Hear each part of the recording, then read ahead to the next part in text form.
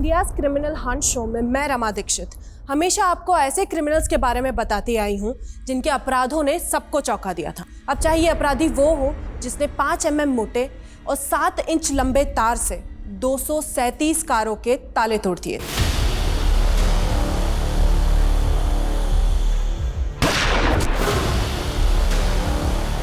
और वो क्रिमिनल भी आपको याद होगा जिसने 900 मीटर लंबी सुरंग खोदकर एक बैंक लूट लिया था, और वो क्रिमिनल भी कम नहीं था जिसको लूडो किंग कहते थे।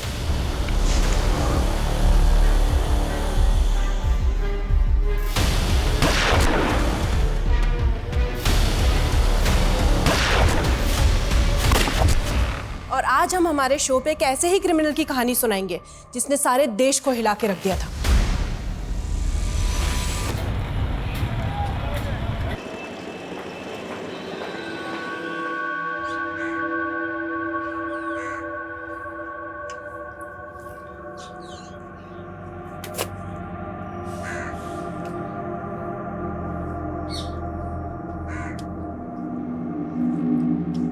ये तो कुणाल जी है ना, ये यहाँ पोछा लगा रहे हैं। अरे हाँ, ये तो रोज मंदिर आके पोछा लगाते हैं, तभी तो इन पर लक्ष्मी जी का आशीर्वाद है।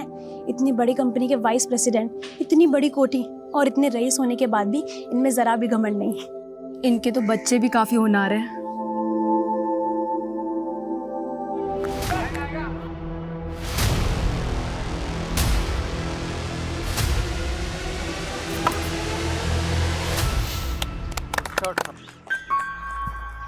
Well played Samarth, well played. Thank you sir. तुमने मुझे बहुत इम्प्रेस किया। You are selected in my cricket team. Thank you sir. देखो, ग्राउंड में तो मैंने तुम्हारी स्किल देख ली, लेकिन ग्राउंड के बाद जब भी तुम्हें मौका मिले ना अपनी स्किल दिखाने का, तो मौका मत छोड़ना। Yes sir.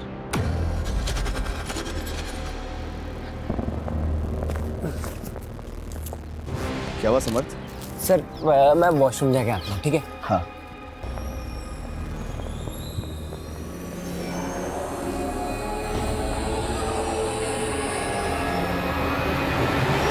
देख Deepti, one thing is clear, एक म्यान में 2 तलवार नहीं रह सकती। सो इट्स बेटर कि तू मेरे रास्ते में ना आए।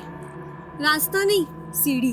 वो सिर्फ मेरे करियर की सीढ़ी है। मैं उस पे बस एक बार चढ़ जाऊँ ना, तो फिर मयान लेके डांस करना I don't mind, you know. देख, तू मुझसे पंगा मत ले, समझी ना? वरना क्या कर लेगी तू मेरा? चलो मैं तुम्हें घर ड्रॉप कर देता हूँ, आओ।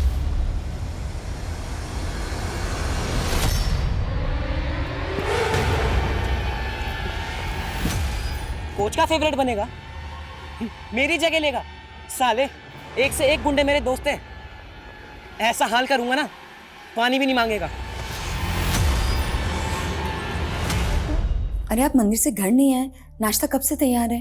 रोशनी, वो आज एकादशी है ना, तो मैं सीधा मंदिर से ऑफिस निकल गया। एकादशी आज नहीं, कल है। कल भी है और आज भी, और दोनों ही दिन मेरा उपवास रहेगा। अरे इतने दिन उपवास रखोगे तो आपकी सेहत पर असर आएगा ना। अच्छा चलो, अभी देर हो रही है, मुझे ऑफिस निकलना है। बाय। ठीक है।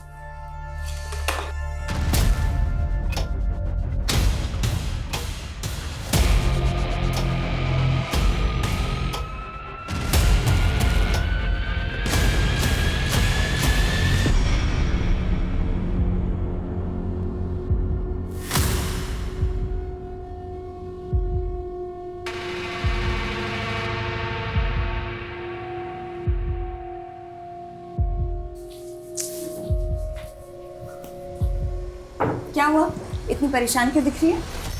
माँ, नर्वसनेस तो है, लेकिन एक्साइटेड भी हूँ। आपकी बेटी स्टार जो बनने वाली है। अच्छा। हाँ माँ, आपको पता है मुझे ना एक एल्बम में रोल मिला है, तो उसी के शूट के लिए कॉल आने वाला है।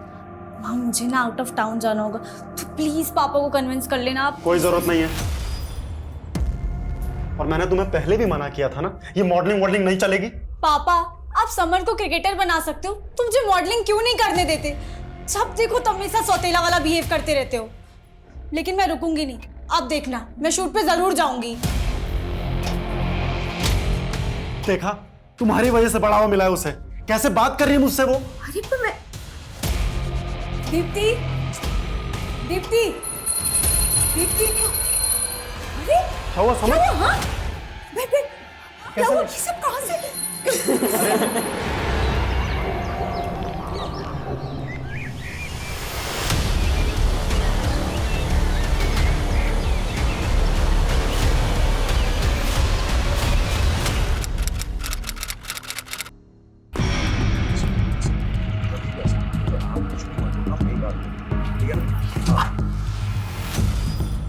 सर मैंने ही आपको कॉल किया था। सर मेरी स्टूडेंट दीप्ति और उसकी फैमिली यहीं पर रहती थी, लेकिन दीप्ति पिछले 1 महीने से कॉलेज नहीं आ रही थी, तो मैंने उसका मालूम करने के लिए यहाँ पर आया। लेकिन सर मुझे यहाँ पर कुछ अजीब सा लग रहा है। मेन गेट खुला था और पुराने कुछ पेपर्स बिखरे हुए थे। सर कुछ ना कुछ गड़बड़ है। ठीक, हम देखते हैं। हाँ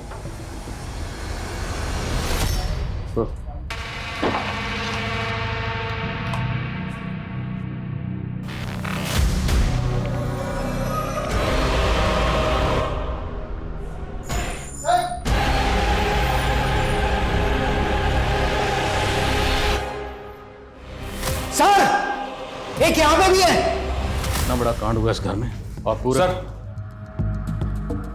सर घर में टोटल 5 लाशें हैं। 1 लाश ग्राउंड फ्लोर के बेडरूम में, एक लिविंग रूम में, एक किचन में और 2 फर्स्ट फ्लोर पे।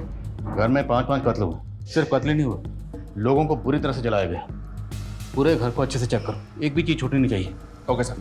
बाहर पड़ोसी से बात करते हैं। दीप्ति जिस कॉलेज में पढ़ती थी मैं उसमें टीचर हूँ। उसका छोटा भाई सीसीपी के स्कूल में पढ़ता था। इस घर में दीप्ति के अलावा उसकी दादी और उसके माता पिता रहते थे। घर के अंदर 5-5 लाशें मिली हुई हैं जो बुरी तरह से जली हुई हैं। आप लोगों में से किसी ने कुछ देखा नहीं, कुछ सुना नहीं? नहीं सर, ये घर हमारे मोहल्ले से काफ़ी दूर है, तो हमें कोई आइडिया नहीं है क्या हुआ। दीप्ति के पेरेंट्स क्या करते थे? सर दीप्ति के पिता कुणाल जी एक बड़ी कंपनी में वाइस प्रेसिडेंट थे। उनकी वाइफ हाउसवाइफ थी और उनकी माँ ने तो कुछ महीने पहले ही मौन व्रत धारण किया था। उनकी माँ तो हमेशा भगवान के नाम जपती रहती थी सर।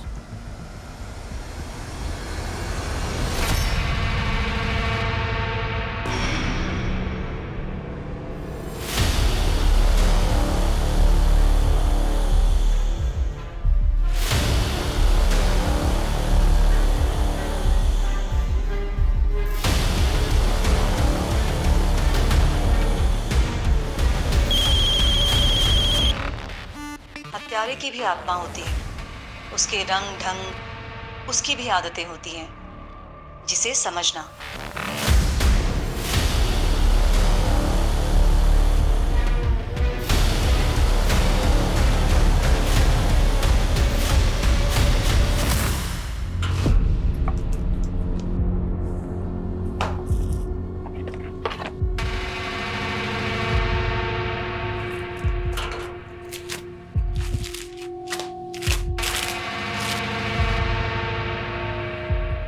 सर देख के तो ऐसे लग रहा है कि घर में लूटपाट की गई है। अजीब बात यह है कि घर में कहीं भी किसी भी मेंबर का फोटो नहीं है और एल्बम से फोटो भी गायब है। अगर ये सारे कत्ल लूट के इरादे से किए गए हैं तो सवाल ये है कि एल्बम से फोटो किसने गायब किए, और दूसरी बात, मारने के बाद लाशों को इतनी बुरी तरह से जलाया क्यों गया? 5-5 कत्ल हुए हैं और मरने वालों की फोटो गायब है। कुछ तो अजीब हुआ इसका। दुनिया में कई लोग मर के भी अमर हो जाते हैं। उनकी यादें और विचार ही नहीं, उनकी तस्वीरें और मूर्तियां भी प्रदर्शनियों की शान बन जाती हैं। लेकिन ये कातिल कौन था जिसने मरने वालों का अस्तित्व ही नहीं, उनके स्मृति चिन्ह भी गायब कर दिए थे? ये कातिल की सनक थी या कोई योजना जिसने मरने वालों के फोटोज भी गायब कर दिए? और मीडिया ने पुलिस पर इतना प्रेशर डाल दिया कि वो अंधेरे में तीर छोड़ने लगी। इलाके के कई लुटेरे गिरोह और हिस्ट्री शीटर से सलाखें भरने लगी। पुलिस की लाठियां गरजती रही। टीवी की खबरों और अखबारों की सुर्खियों ने इस केस को एक ऐसा फिल्मी ट्रेलर और टीजर बना दिया कि मानो लगने लगा ये दशक का सबसे बड़ा केस था। जी सर, आई नो सर कि जुर्म बहुत संगीन है। सर हम कातिलों को ढूंढने की पूरी कोशिश कर रहे हैं एंड आई एश्योर यू कातिल जो भी है बहुत जल्द सलाखों के पीछे होगा। ओके सर, जय। एसपी सर ने 2 हफ्ते का वक्त दिया और इन 14 दिनों के अंदर अंदर हमें शर्मा फैमिली के कातिलों को ढूंढकर सलाखों के पीछे डालना है। हम यहाँ कातिलों को ढूंढ रहे हैं सर, लेकिन मीडिया ने इस केस को मास सुसाइड का रंग दे दिया। उनके आर्टिकल के मुताबिक शर्मा फैमिली एक धार्मिक फैमिली थी और किसी अंधविश्वास के चलते इन सब ने मिलकर आत्महत्या कर ली। और तो और सर, मीडिया इस केस को हैदराबाद वाली फैमिली के केस से भी जोड़ रही है। It's all rubbish. अगर ये सुसाइड है तो सुसाइड करने के बाद कोई खुद को कैसे जला सकता है? फिर भी पता करो, क्या शर्मा फैमिली किसी बाबा या तांत्रिक वांत्रिक के चक्कर में थी? Yes sir. कुणाल किस ऑफिस में काम करता था, कुछ पता चला? जी सर, विश्वा कंस्ट्रक्शन, कुणाल के ऑफिस, दीप्ति के कॉलेज और समर्थ के स्कूल, सब जगह पता करो और इनके रिश्तेदारों से मिलो। अभी तक इन 5 विक्टिम में से हमारे पास किसी की तस्वीर तक नहीं। गाइस, लग जाओ, let's crack this case. Yes sir. इतना चुप चुप क्यों है? ऐसा लग रहा है डेट पे नहीं ध्यान शिविर में आए। बिंती, मुझे इस रिलेशनशिप में आगे बढ़ने में डर लग रहा है।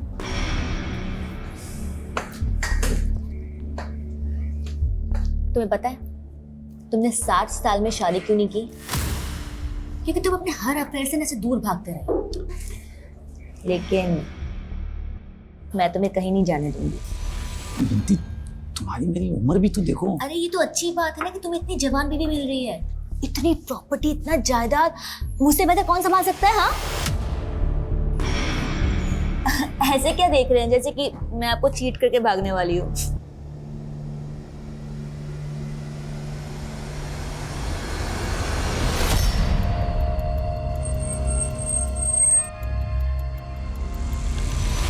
हाँ सर, कुणाल शर्मा हमारी कंपनी के वाइस प्रेसिडेंट थे। मुझे बहुत बुरा लगा जब पता चला कि वो और उनकी फैमिली। कौन होगा जिसने कुणाल और उसकी फैमिली के साथ ऐसा किया? आई मीन कोई झगड़ा या ऑफिस में कोई बिजनेस राइवलरी? नहीं सर, इनफैक्ट उन्होंने तो 3 महीने पहले से ही ऑफिस आना बंद कर दिया था। क्यों? सर, करीब 3 महीने पहले एक आदमी ऑफिस आया था।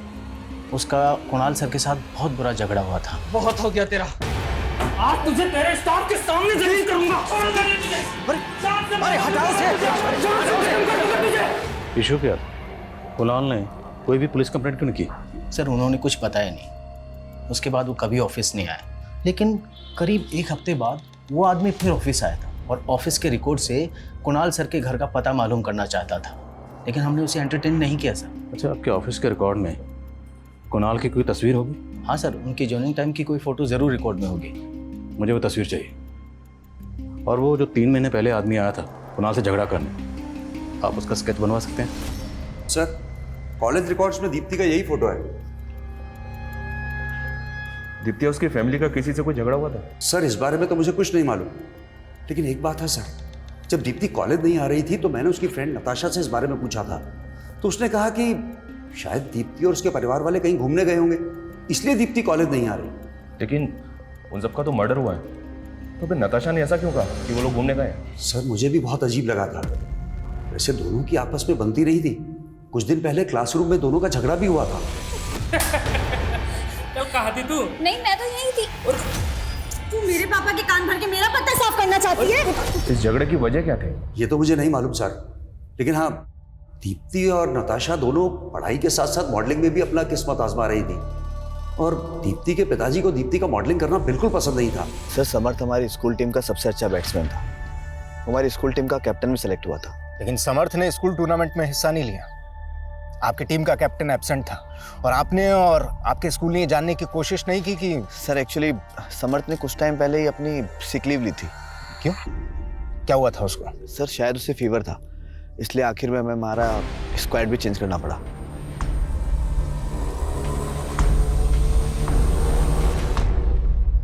सर, मेरे और दीप्ति के बीच में झगड़े होते रहते थे, लेकिन हम फिर भी अच्छे दोस्त थे, और दोस्तों में तो ये सब होता रहता है ना। लेकिन जब दीप्ति लगातार कॉलेज नहीं आ रही थी तो तुमने अपने टीचर से ऐसा क्यों बोला कि दीप्ति और उसकी फैमिली कहीं बाहर घूमने के लिए गए, जबकि ये तो पता ही होगा ना तुम्हें कि उन सब की लाशें मिली उनके घर में? सर, मैंने ऐसा कुछ भी नहीं बोला कि वो लोग घूमने गए थे। तो तुम्हारे टीचर हमसे झूठ क्यों बोलेंगे? तुम्हारे टीचर ने हमसे यही कहा है कि तुमने ऐसा ही कहा उन्हें। नताशा, कहीं ऐसा तो नहीं कि तुम हमसे झूठ बोल रही हो? सर, मैं आपसे झूठ नहीं बोल रही हूँ, और मुझे नहीं पता कि संदीप सर आपसे झूठ क्यों बोल रहे हैं।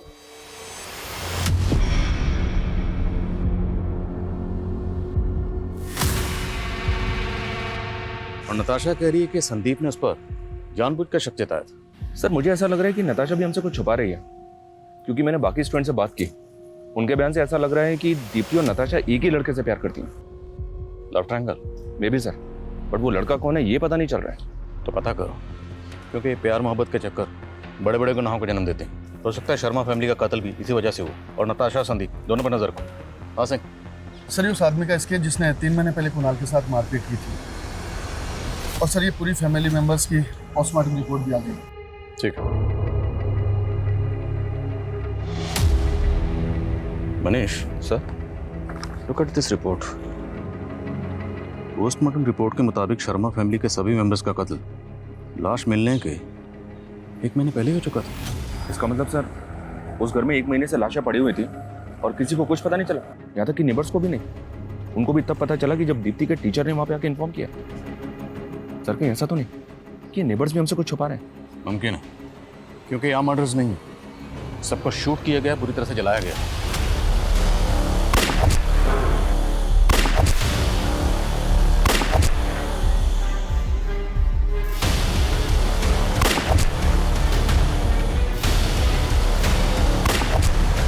अब इतना तो साफ है, ये मास सुसाइड तो नहीं है और ना ही इन मौतों की वजह कोई अंधविश्वास है। These are all murders, brutal murders। इस फैमिली का किसी तांत्रिक बाबा से भी कोई कनेक्शन नहीं मिला है। ऐसा कौन हो सकता है सर, जिसने इन सबको इतनी बुरी तरह से जला के मार दिया, इनके फोटो तक वहां से गायब कर दिए? कातिल जो भी उसे ढूंढना तो है और हम ढूंढेंगे उसे। उसकी आंखों के दोनों किनारों से नाक की चोंच तक करीब 43 डिग्री का एंगल है, लेकिन वेट लूज या गेन करने के बाद ये एंगल 43 से 41 डिग्री तक कम हो सकता है। नाक की लंबाई 13 सेंटीमीटर ही रहेगी, लेकिन ऊपर का होंठ नीचे के होंठ से 10% कम मोटा होगा। अगर आपको मुझसे शादी नहीं करनी थी तो मेरे करीब क्यों आए?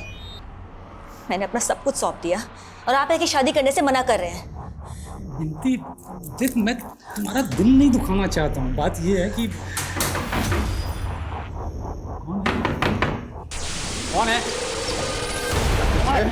शर्म नहीं आती तुझे? अरे तू बीच में मत पड़ बिनती, मेरी बेटी को फंसाएगा तू। कुणाल, दीप्ति और समर्थ के अलावा समर्थ की माँ की फोटो समर्थ के स्कूल से मिली है, लेकिन कुणाल की माँ उमा की फोटो कहीं से भी नहीं मिल रही। उनकी तस्वीर कहाँ से मिल सकती है? कुणाल का वो मकान पुश्तैनी मकान है, तो रजिस्टर ऑफिस में कांटेक्ट करो, हो सकता है प्रॉपर्टी के रिकॉर्ड पेपर में उनकी तस्वीर मिल जाए। और रोशनी के एक मायके के बारे में कुछ पता चला? सर, आस पड़ोस की 2 औरतों ने रोशनी के मायके के बारे में 2 अलग अलग स्टेटमेंट दिए हैं। रोशनी दीदी शायद आगरा की रहने वाली थी, लेकिन आगरा में कहाँ की ये नहीं मालूम। लेकिन रोशनी दीदी आगरा की कैसे हो सकती है? उन्होंने तो मुझे बोला था कि वो कानपुर की रहने वाली है।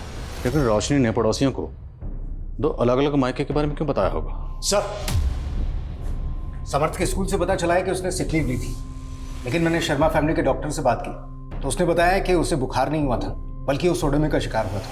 What? और ये किसने किया था? सर, फैमिली ने तो डॉक्टर को कुछ नहीं बताया था। जाहिर सी बात है, ये घिनौनी हरकत समर्थ के फ्रेंड सर्कल या स्कूल में से किसी ने की होगी। एक एक से ठीक से पूछताछ करो। सर, तुम घर जाओ, कहीं तुम्हारे पापा को फिर से मालूम पड़ गया तो वो। मैं उनसे डरती नहीं हूँ और आपको भी डरना नहीं चाहिए। एक काम कीजिए, उठिए, पुलिस स्टेशन चलते हैं, उनके खिलाफ कंप्लेंट फाइल करेंगे। उठिए। क्या? मैं तुम्हारी मुसीबतें नहीं बढ़ाना चाहता। ये मुसीबतें तब तक खत्म नहीं होंगी जब तक हम शादी नहीं कर लेते। शादी? इतना सब कुछ होने के बाद भी? हाँ, मैं आप ही से शादी करूंगी, वरना वरना मरना मंजूर है मुझे। मैं सुसाइड कर लूंगी, शादी मैं आप ही से करूंगी। हाँ। क्या बात है? क्या पूछना चाहते हैं आप मेरे बेटे से? प्लीज हमें बच्चे से बात करने दीजिए। रोहन, हमें पता चला कि तुमने समर्थ के खिलाफ कंप्लेंट करवाई थी कि उसने हॉकी मार के तुम्हारी टांग तोड़ दी थी।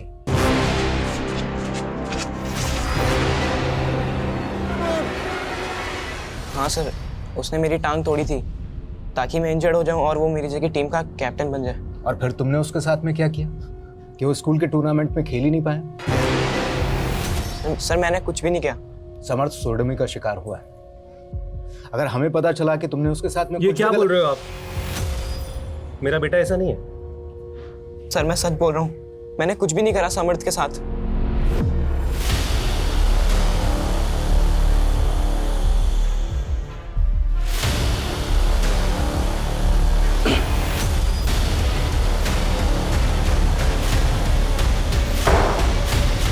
सर, मैंने रोशनी के मायके का पता करने की कोशिश की थी।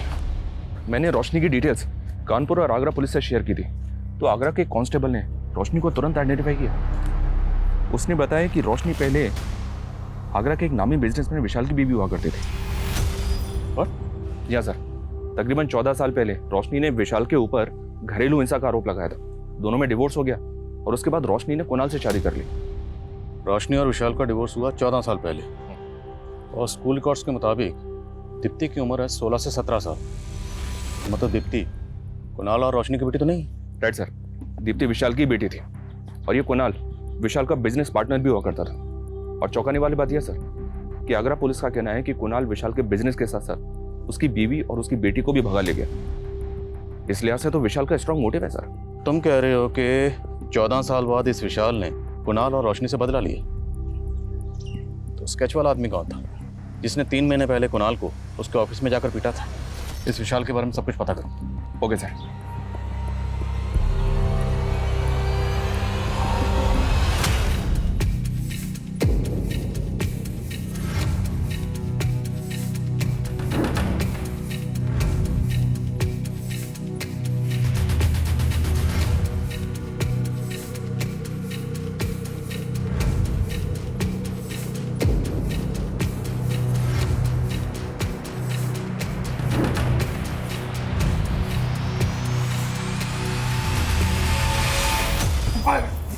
दीप्ति क्या कर रही हो?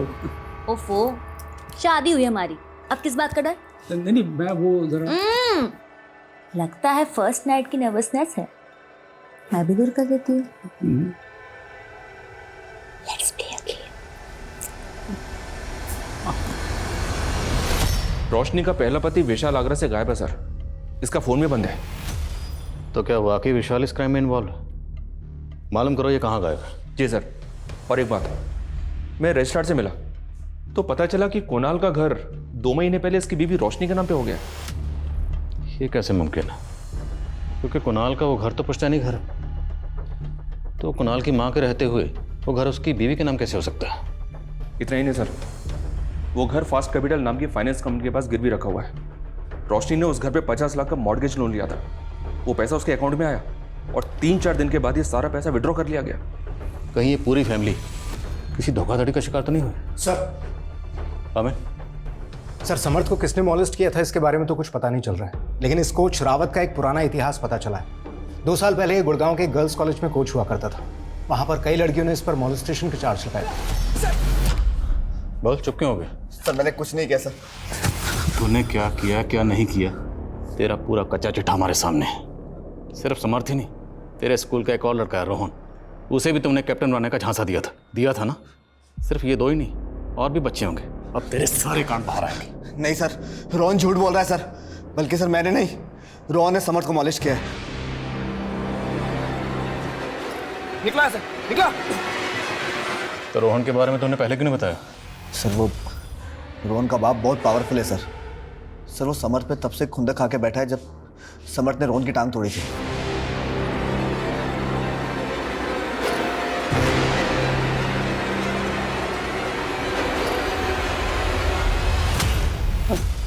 मेरी बेटी के साथ रेप किया तूने, बहुत लंबा अंदर जाएगा तू। नहीं, बिंदी, ये क्या है?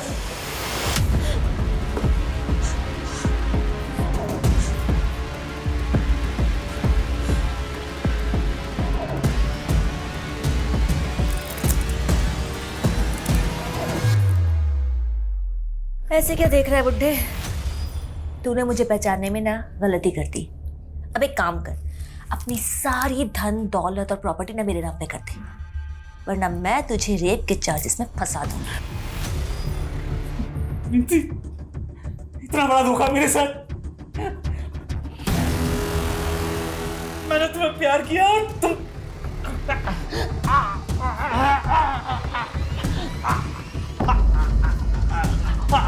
इसे तो हार्ट अटैक आ गया। अब क्या करें इसका?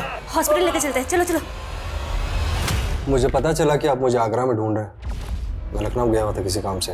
बताइए क्या बात है? रोशनी आपकी बीवी थी? मुझे पता है कि आप क्या जानना चाहते हैं। हाँ, मैं रोशनी से नफरत करता था, और केवल रोशनी से ही नहीं, कुणाल से भी नफरत करता था। कुणाल और रोशनी के साथ मेरी बेटी दीप्ति भी रहती थी। मैं अपनी बेटी को क्यों मारूंगा? और दीप्ति को खोकर मैं पहले से ही सकते में था। उस रोशनी ने मेरी बेटी को मुझसे छीन लिया। इन पिछले 14 सालों में आप कभी भी अपनी बेटी दीप्ति से मिले थे? दीप्ति से तो क्या, मैं कुणाल और रोशनी से भी इन 14 सालों में कभी नहीं मिला। और मुझे तो ये भी नहीं पता था कि वो लोग रहते कहाँ पर है। एग्जैक्टली यही पता करने के लिए तो इस आदमी को भेजा था कुणाल के ऑफिस में। इनफ इंस्पेक्टर, अगर आपके पास कोई सबूत हो ना तो मुझसे बात कीजिएगा। मेरा किसी क्राइम में कोई इन्वॉल्वमेंट नहीं है।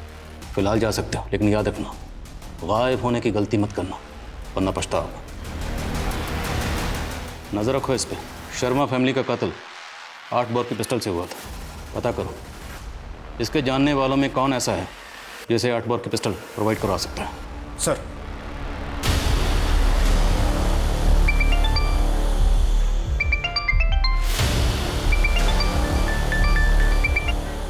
हाँ कर रहा हूं तुम्हारा काम। अभी फोन काटो, मेरा ध्यान टूटता है।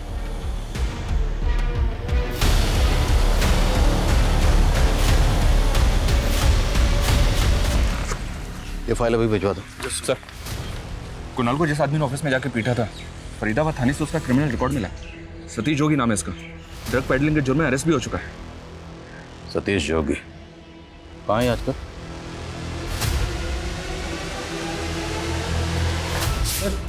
सर मैंने कुछ नहीं किया सर। तूने कुछ नहीं किया? हाँ? तो कुणाल के ऑफिस में जाकर उसे धमकाता क्यों था? उसके साथ झगड़ा क्यों करता था? और तो कुणाल का एड्रेस क्यों पता कर रहा था? क्या नफरत थी तेरी उससे? कोई नफरत नहीं थी सर मेरी उससे। कुणाल एक इवेंट ऑर्गेनाइज वाली कंपनी शुरू करने वाला था। उसमें पैसा इन्वेस्ट किया था मैंने, मेरा शेयर लगा था उसमें। लेकिन फिर ड्रग के केस में मैं अंदर चला गया और बाहर आने पर कुणाल मुझसे पल्ला झाड़ने लगा। देख सतीश, अगर मुझे पहले पता होता ना कि तू गलत धंधा करता था तो मैं कभी भी तुझसे उस कंपनी में इन्वेस्ट नहीं करवाता। और वैसे भी तेरे अंदर होते ही मैंने उस इवेंट कंपनी को स्टार्ट करने का आइडिया ड्रॉप कर दिया था। अरे लेकिन पैसा तो मैंने लगाया ना उस कंपनी में, वो कौन देगा? हाँ तो दे दूंगा, वैसे भी मैं पाप की कमाई नहीं रखता हूँ। कुणाल तेरे पैसे नहीं दे रहा था, इसलिए तूने कुणाल और उसकी पूरी फैमिली को। मैंने कुछ नहीं किया सर, मेरा यकीन कीजिए, मैंने कुछ भी नहीं किया।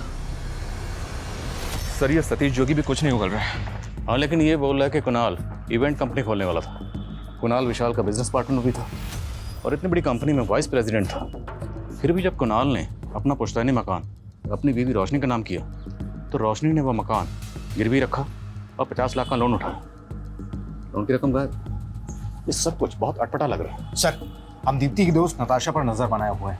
वो अक्सर इस योगेश नाम के लड़के से मिला करती है। सर ये योगेश एक मॉडल कोऑर्डिनेटर है, साकेत में ऑफिस है इसका।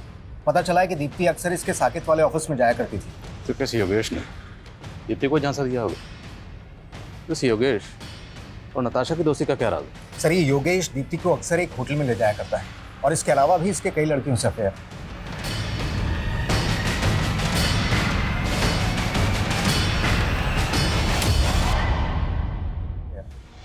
सर मैं मानता हूं कि मैंने दीप्ति को एक मॉडलिंग असाइनमेंट दिलवाया था, लेकिन उसकी पूरी फैमिली मारी गई तो इसमें मेरा क्या कसूर है सर? तो क्या करता है सब पता कर लिया हमने। तो ये बता कि 16 सितंबर को दीप्ति को होटल में क्यों बुलाया था?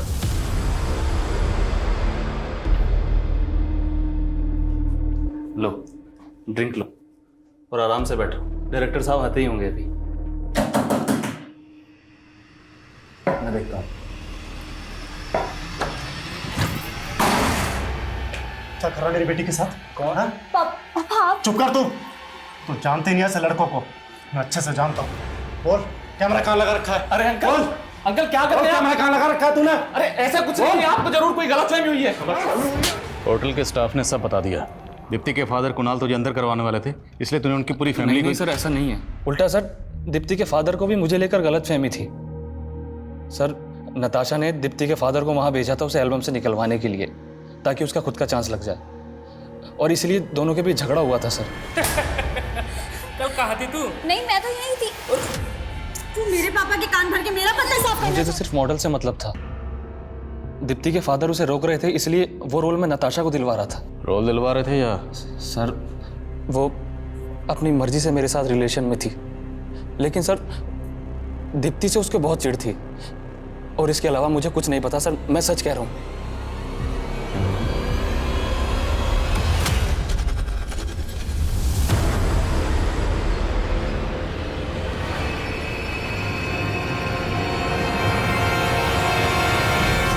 ये योगेश बहुत पहुंची हुई चीज है सर, इसकी बात का भरोसा नहीं कर सकते। नताशा एक टीनेजर गर्ल है, इतना बड़ा कांड कैसे कर सकती है? इसकी उम्र पे मत जाओ। ये आजकल के टीनेजर बच्चे जेलसी वेलसी के चक्कर में किसी भी हद तक जा सकते हैं। मत भूलो इसका गलत आदमी से कनेक्शन था और इसने अपने टीचर संदीप पे भी शक जताया था। सर हमें हमारी खबरियों से इस हिस्ट्री शीटर तेजस्वी के बारे में मालूम चला है। ये इलीगल आर्म डीलिंग के धंधे में आगरा का रहने वाला है। आगरा? विशाल भी आगरा का रहने वाला है। इन दोनों का आपस में कोई कनेक्शन? नहीं सर, अभी तक तो ऐसा कोई कनेक्शन सामने नहीं आया, लेकिन हमारी खबरें श्योर है कि जिस तरीके की पिस्टल से शर्मा फैमिली के मेंबर्स को मारा गया था, वैसी पिस्टल ये तेजस्वी सप्लाई कर सकता है। और सर ये काफ़ी टाइम से अंडरग्राउंड भी। पता करो कहाँ अंडरग्राउंड है। अब विशाल को बुलाओ, इस बार ज़रा उससे अच्छे से बातचीत करनी पड़ेगी। सर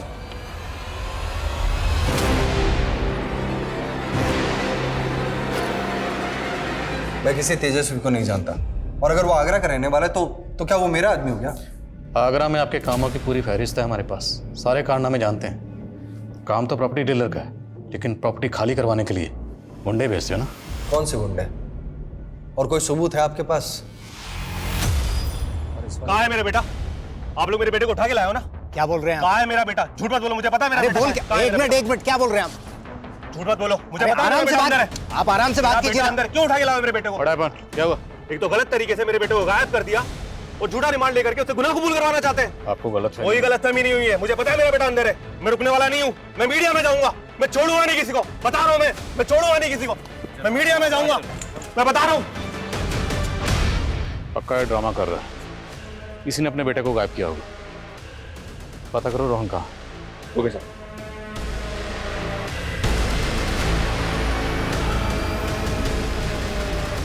सर वो झूठे एलिगेशन लगा रहे हैं हम पे। सर मुझे तो शक है कि सर प्लीज, सर प्लीज मुझे एक हफ्ते का टाइम दीजिए। Sir we are very close. Okay sir, जय सर। सर उस रोन का कहीं पता नहीं चल रहा सर, पता नहीं कहाँ गायब हो गया, और ना ही उस इलीगल आर्म डीलर तेजस्वी का। अब ये केस हमारे हाथ से निकल चुका है। एसपी सर का फोन था, उनका कहना है कि अब इस केस को एसआईटी सॉल्व करेगी। We are no more in this case.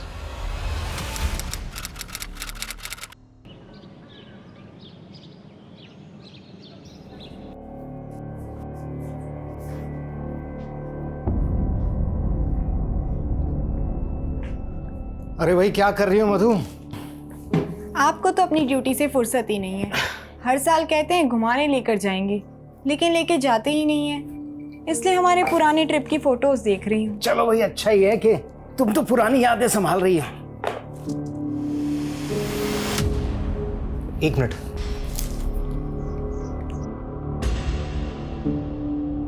क्या हुआ? मधु हम जैसलमेर तो 2002 में गए थे ना? हाँ लेकिन हुआ क्या? कुछ नहीं, आके बताता हूँ।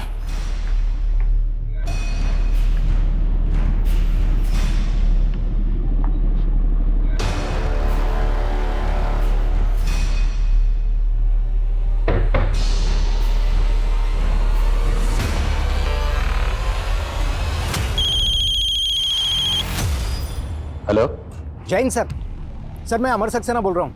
हाँ अमर, बड़े सालों बाद फोन किया। सर आपको शर्मा फैमिली वाला वो केस याद है जिसमें 5 फैमिली मेंबर्स को मार के जला दिया गया था? हाँ ऑफ कोर्स याद है। बात क्या है? सर अगर आप उस केस को रीओपन करवा सकते हैं तो प्लीज करवाइए सर, मुझे एक स्ट्रॉन्ग लीड मिला है। ओके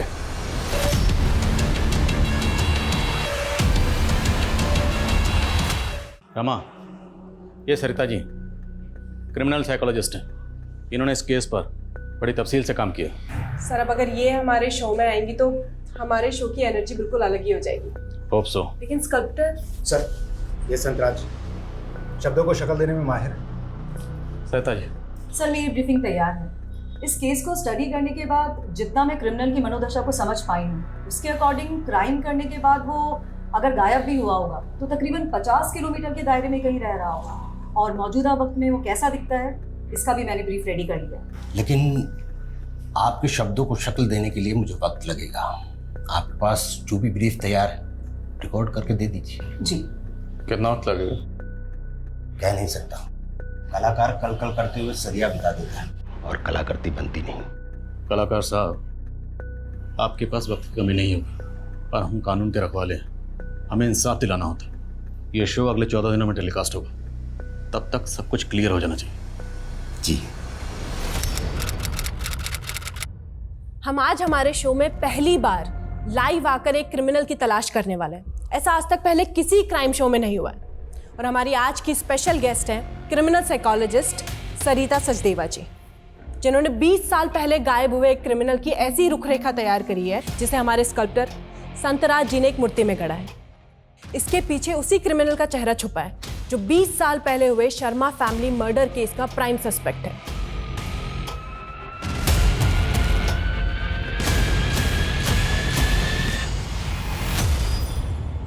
एक मिनट, ये अभी पूरा नहीं हुआ है संतराज जी। जैसी इस क्रिमिनल की मनोदशा थी, आज 20 साल के बाद वो अपनी आईसाइट लूज कर चुका होगा। वो स्पेक्स पहनता होगा। नहीं, उस माइंडसेट वाला क्रिमिनल इस तरह का फ्रेम कभी यूज नहीं करेगा। वो ब्लैक थिक फ्रेम यूज करेगा।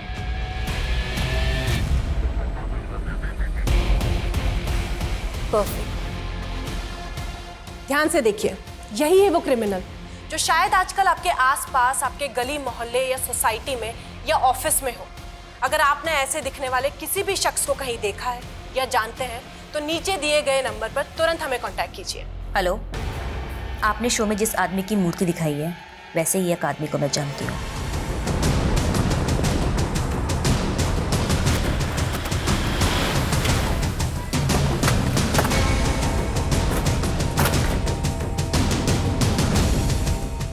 सर, वो धोखेबाज यही रहता है।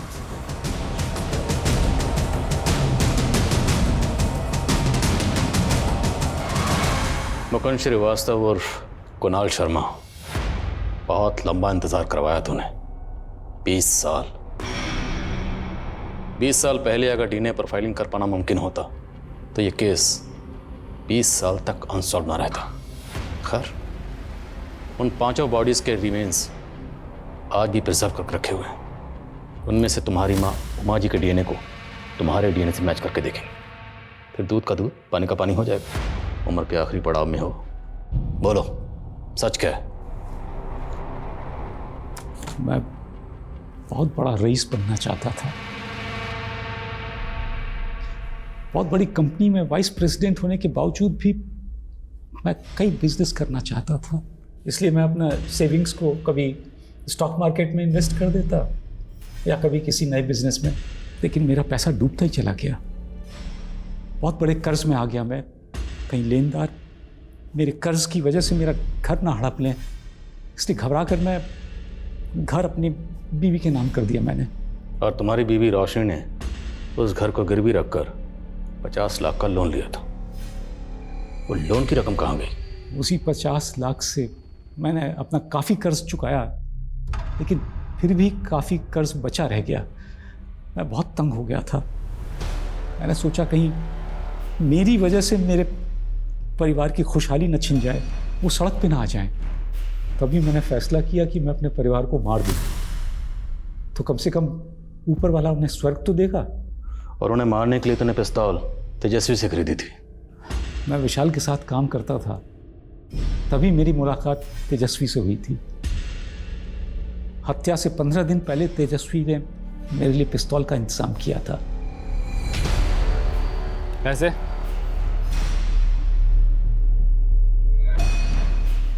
ये क्या, ये तो आधे पैसे हैं। 15 दिन के बाद बाकी का भी दे दूंगा, फिलहाल इतना ही। फिर 15 दिन बाद तेजस्वी मुझसे पैसे लेने आने वाला था। मैंने तय किया कि उसी दिन मैं अपने परिवार को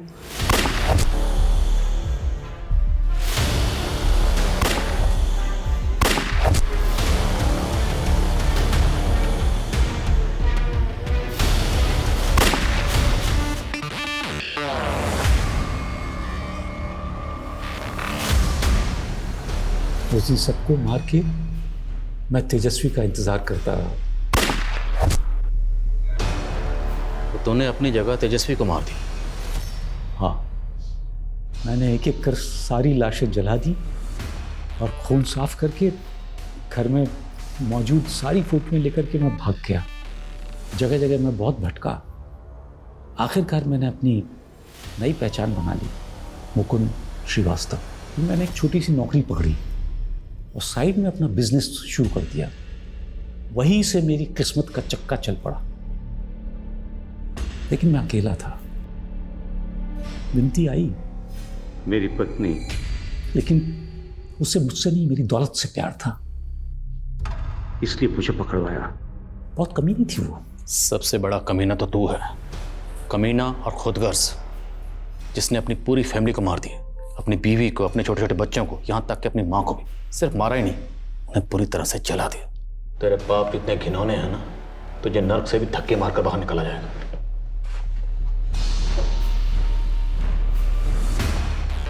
क्यों? मिलेगा, मुझे भी स्वर्ग मिलेगा, और मैं स्वर्ग जाऊंगा तो वहां मुझे मेरा परिवार मिलेगा, मेरी बीवी, मेरे बच्चे, सब मिलेंगे मुझे वहां। क्यों नहीं मिलेंगे?